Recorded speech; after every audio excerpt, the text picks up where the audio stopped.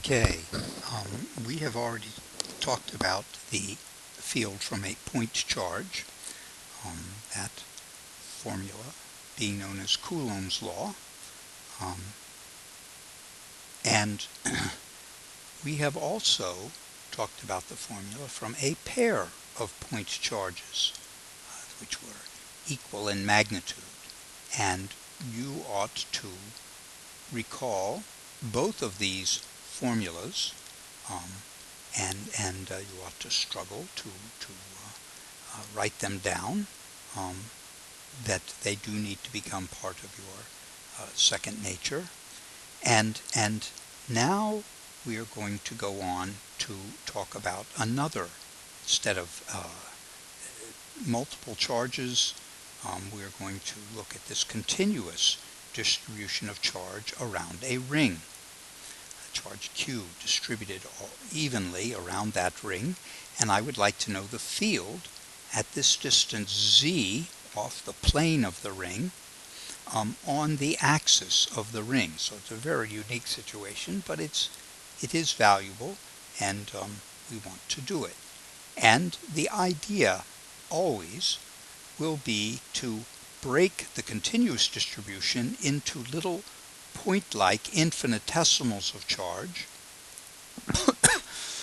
to look at the field at this location that we're interested in, what the field is from each of these infinitesimals of charge, and then add all those little infinitesimals of charge up to get the total charge. But notice that there's going to be an infinitesimal diametrically across the ring from every little infinitesimal we choose, which will generate a bit of field parallel to the plane of the ring, which will be exactly the same magnitude as this one does. So they are all going to cancel out. However, their vertical components will not, and so what we're really going to do here is add up all of the vertical components. And if I call this angle theta, then so is this angle theta, and so that vertical component is going to be dE cos theta. And so this is what I want to add up. Then I turn to Coulomb's law, which again needs to be second nature to you, and I'm going to replace dE with this 4 pi epsilon r squared over the q, but the q is not, it's only this little infinitesimal dq. But this is fine, except I don't know how to evaluate this integral. I'm going to do it over all the charge. So what we do is we replace the dq by lambda ds, which is a common practice that we will do again and again, where this lambda is called the linear, that's Greek L, linear charge density. We take the total charge and divide it by the total length, and that's the linear charge density. And if you multiply that linear charge density times a little infinitesimal of path, ds, you get the dq that is there. We will do this again and again. Sometimes we'll use a sigma for surface charge density, and then we'll take the total charge divided by the total area, or a rho for volume charge density, and we'll take the total charge and divide it by the total volume. All right, now I can evaluate the integral. I'll go from the beginning to the end around the path, which is to go from 0 to 2 pi r. Notice that lambda is not going to change as we go to new locations. Neither is theta, neither is r. So all of those are not a function of ds, and I can pull them outside the integral, and then evaluating that is just going to be a matter of this quantity times s, evaluated from 0 to 2 pi r, and I'm worried that I don't have that already. What is that? So I've replaced the r, this distance here, by the Pythagorean addition of those two. And I've also replaced cos theta. Cosine of this would be this adjacent times that there. So there is cosine, and here is so cosine theta, and then the lambda, but it's going to be times 2 pi r. We're going to go all the way around the circle, so that's equal to q. And then we have the 4 pi epsilon, and this quantity here is going to be that square root of r squared plus z squared, but then when you square it, you get that. And a 2 pi r. There I've replaced lambda by the total charge divided by the total length. Okay. But then when we evaluate this and we get that the result of that is going to be just 2 pi r. When we evaluate from 0 to 2 pi r, we end up with this result, which is awkward looking. I don't expect you to memorize it. I do expect you to be able to derive it. And when you get to the end of your derivation, you ought to say, oh yes, this looks familiar. I think I've gotten to the right result. So here is the result. Notice the dimensions. This is going to be a length squared, but then if you square root that, that's just the length, and then it becomes that length cubed, but then there's a length up in the top, and so it does end up being 4 pi epsilon, a length squared with a q on top, exactly the right dimensions for E. Now, consider an extreme case, and this is something that we like to do in physics, that what about if we let z get very large, much bigger than the radius of this circle? And so what you want to do is get z in the bottom of fractions, and so I will pull the z squared out of this, and this becomes r squared over z squared plus 1, and that z squared, when I pull it out of this square root, becomes just a z, so it becomes a z cubed, and that z cubed together with that z is just going to result in a z squared on the bottom. But here you have r squared over z squared, but as z is much bigger than r, that term goes to 0, so that becomes a very nice little 1 there. And we end up with 4 pi, 1 over 4 pi epsilon q over z squared, which is exactly the result from a point charge. And that is wonderfully reasonable, that if you got far away from this, that this ring would start looking like a point charge. Okay, next distribution, I want to look at an arc of charge, and I'm interested in what will the field be at the center of the arc. And the idea then is to take this and break it into little infinitesimals of charge, each one of which will be producing a field there at the center that is directed like this. That is assuming that that is a negative charge distribution here. It says negative q. And then we'll just add them all up. We've got this that dq would be equal to that linear charge density, which would be the total charge, negative q, divided by that total length, and they told us that it was a third of a circle, so 2 pi r divided by 3. And then we'll just take all of those and add them up. So we will go from negative pi over 3 to positive pi over 3. And again, we have the situation that there's going to be a component perpendicular to this, which is going to be canceled when you've got an infinitesimal down here on the bottom by a component down. So we are only interested in the components of these infinitesimals of field, which are parallel to this axis of symmetry.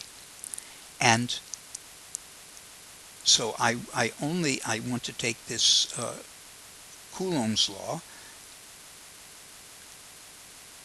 the dq over 4 pi epsilon r squared, but I've replaced dq by lambda ds, and then I've replaced ds, that little infinitesimal path there, ds, by r d theta.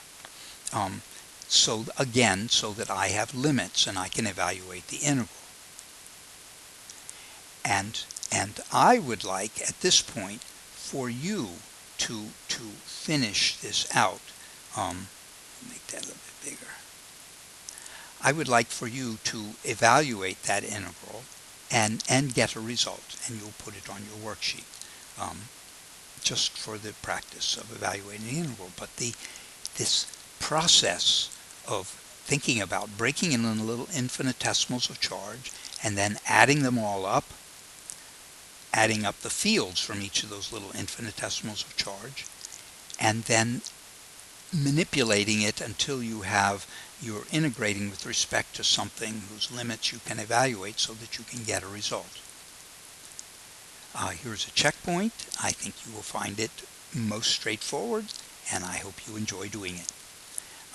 Next distribution is going to be a disk of charge. And again, I'm only going to talk about the field on the axis of the disk at a distance z away from the plane of the disk. And this time, instead of saying that there's a charge q on this disk and then dividing that by pi r squared to get the surface charge density, they just gave us that there was a surface charge density of sigma. And so the next comes is to the idea is that we're going to break this into little infinitesimals of charge dq and then add them all up and find a way of evaluating that integral. But you need to be clever. I mean, you could do a double integral and you could chop it up into little chunks and add up all the chunks around a circle and then add up all the circles from the inside out. But you don't want to do that. Instead, let your little infinitesimal of charge be a ring. Put a ring of charge around here, and here is the result we got earlier for the field from a ring under the same conditions. And so then we'll just let the radius of the ring go from 0 out to capital R. So here is the thing we are pursuing. And if you do that, if you evaluate that, if you add up these, maybe I ought to do it. Let's see what I can do without being too clumsy. We'll work in blue. That the E would be equal to the integral of all the dE's but my dE is going to be 1 over 4 pi epsilon q over z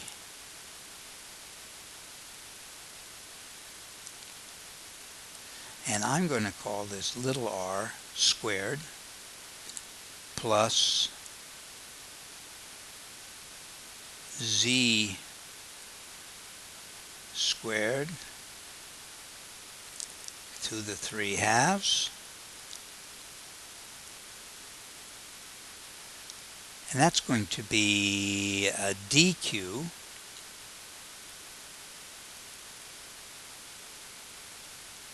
but then I'm going to replace that dq by, I struggle to do all of this, 1 over all that junk, 4 pi epsilon naught. And this would become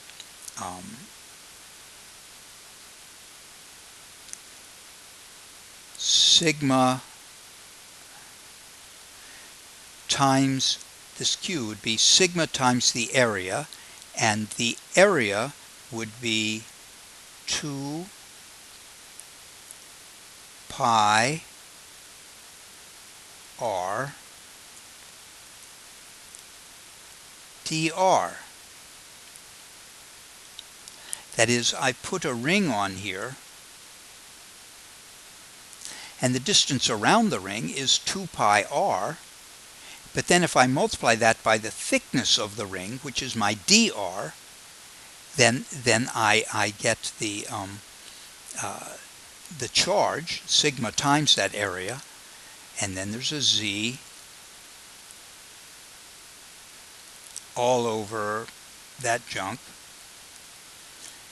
And you can note here that the z, well, none of this is a function of which r you are at. And so it is this quantity here that you want to, well, this thing with that, with the r squared raised to the 3/2, and you would need to integrate by parts. That you would need to let u equal r squared plus z squared, and then here I'll do it all. U would equal r squared plus z squared, and then du would equal 2r dr. And here you have 2r dr, and here you would have u raised to the 3/2, and so you evaluate that integral, and all the other things are constants, pull them outside the integral, and you get a result, and it comes out as, if you evaluate it from 0 out to capital R, you do get this result. Again, I do not expect you to memorize that. It's too ugly, but it does represent something that I would expect you to be able to derive. And that process, however ugly I made it, is one that you ought to be able to mimic. Now I want to take this result and I want to look at a few special cases, one of which is if z is much greater than r. Again, let the z go way up so that it's much larger than the radius of this disk. And of course, what you want is z's in the denominator, so I'll pull my z squared out of this radical. That leaves this as an r squared over z squared, and this becomes a 1. And as z squared comes out of the square root, it turns into a z.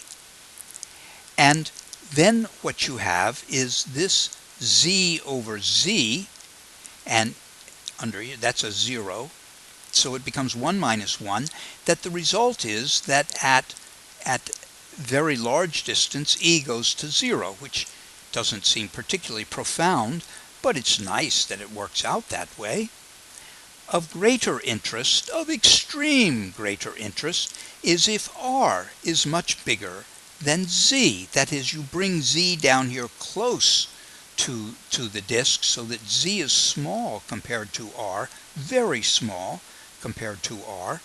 Then again, what you want is r in the denominator, so you pull an r squared out of here, and that turns into an r. This becomes a 1. This becomes z squared over r squared, but that's equal to 0 if r is much greater than z. And what you end up with is that, but here again, you have a z over r, and z over r we said went to 0, so you end up with that the field is sigma over 2 epsilon. That result is one you will return to many times. It is one you will need to apply many times. And when we learn Gauss's law, you will be so glad that there's an easier way to get there. But you must memorize this, and it gets complicated because there's going to be another result that is very similar that you also need to memorize. Well, when you get Gauss's law, you won't have to memorize it because you can derive it every time you want it. But notice that there is no z in this result. There is no r in this result. That what you have is effectively, if you get down close enough, then it looks like an infinite plane, and it doesn't change with your distance away. That what you have is a uniform field that is all pointing in the same direction and all of the same magnitude, no matter how close or far away you are, or how near the center or off to the edge you are. It is a profound, wonderful result. Just for yucks, I tried to figure out how far you would have to go away in order for a disk to have the same field as a point charge, and it has this interesting result. I believe that's the square root of 3. If r had this ratio to z, then you get a field that looks exactly like the field from a point charge. That is Mr. Houghton being silly. I think it has no value whatsoever. Okay, again, the definition of a field, I hope you recall, is the force. You put a test charge into the field, see what force that test charge experiences, and then divide the test charge back out. Very awkward, but it's the only definition of what we mean by field strength. So, of course, it can be manipulated, and if you know the field strength and you put a charge into it, then you can calculate the force by multiplying the charge times the field strength. Well, that is something we do a lot of. I hope that this image looks familiar to you. It should, if your teacher was responsible. This, you recall from last year, is the Millikan oil drop experiment. And you spray these oils, some drops fall through the hole, and they come into this region between these two parallel plates. I hope you will remember that equally charged parallel plates give you a uniform field, and so it is possible for us to calculate the field strength, and then by looking at the force, that is, we got the force on the oil drop from the electric field to be equal to the force on the oil drop from the gravitational field, we were able to calculate the charge on the oil drops. Here is another case where a parallel plates produce a uniform field, and this is an inkjet printer. This is an image from your textbook. I believe this stands for a gun, where they send these oil drops at a known speed out, and then they pass through a field. No, they pass through this region where we give the oil drops charge. And this would be the signals from the computer. So we give the oil drops various charges, and then as they move through this uniform field, they feel a force, and that causes an acceleration. Notice this is a curved line here, and then it becomes straight when there's no longer a force acting on it. It's going to be unaccelerated motion. But they can deflect them by putting a controlled amount of charge onto each oil drop. They can control how much they get deflected and where they hit the paper. It's a simple idea. I am boggled by the fact that engineers are able to make that work, and you get this beautiful printing on the page. Okay, new topic. We're going to go back to this pair of equal charges lying equal but opposite charges, which you of course recognize as a dipole, and I'm going to put that dipole into a field. Notice that this is a uniform field, as the lines are all parallel and equidistant from one another, or they're supposed to be. And let us consider the effect that that field has on the dipole. Well, it going to the right means positive charges would feel a force to the right, and the negative charges would feel a force to the left. And I hope you recognize this pair of forces as being a couple, and it will cause this thing to torque. That if we consider its rotation about its center of mass, then you have this torque here. If you wrap from R into F, I hope you see that you get a torque into the page, a negative torque. And if you wrap from this R into that F, you ought to do it with your right hand. You get your thumb pointing into the page again. So both of these are producing negative torques. And the total torque that we're going to get here is going to be equal to the torque here, which is d over 2 times the force times the sine of the angle between them. And again, to get the angle between them, you would put R and F tail to tail, so that's the same as this angle here. And you take the sine of that as you're getting the torque, R cross F. And the same thing down here, but this of course adds up to this quantity. But F is equal to the field strength times the charge on one of these oil drops. But dq is equal to P, the dipole moment between those two. I can put it here if you like. And what you have with PE sine theta is P cross E.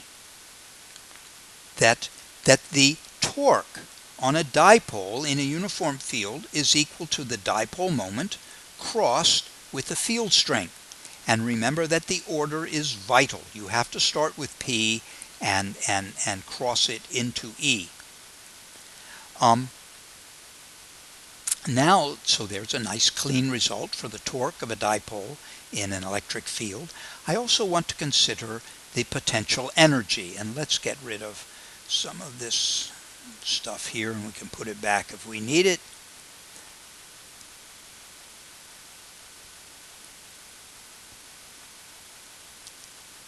I want to talk about the potential energy. First, we need to consider equilibrium for this dipole, and I hope that you can see that the equilibrium would be when the dipole was like this, that with the dipole in this orientation, the angle between the two would be 0.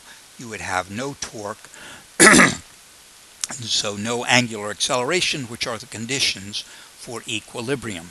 This would be a stable equilibrium if you put P over here, which looks like a D, doesn't it? Then what you have is an unstable equilibrium, but again an equilibrium. Okay, let's turn that back. Actually, I'm going to leave it right there. Now we need to decide where we're going to cause our place where the potential energy is 0. very important when you talk about the potential energy, is relative to what place that you said it was 0. And we will indeed say that the potential energy is 0 when the dipole is perpendicular to the field.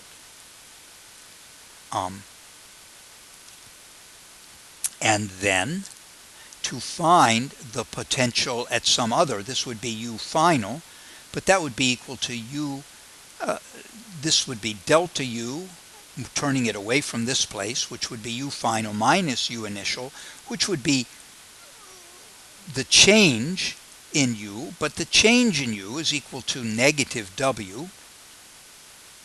So I'm adding a 0 onto this negative W because I know I'm starting at 90, and I'm going to theta,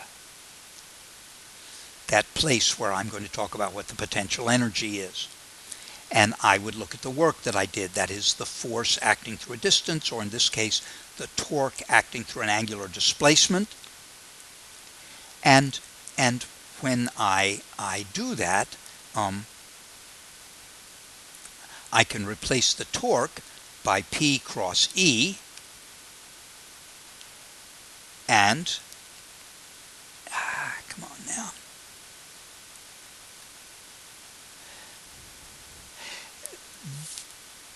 If then that becomes PE sine theta.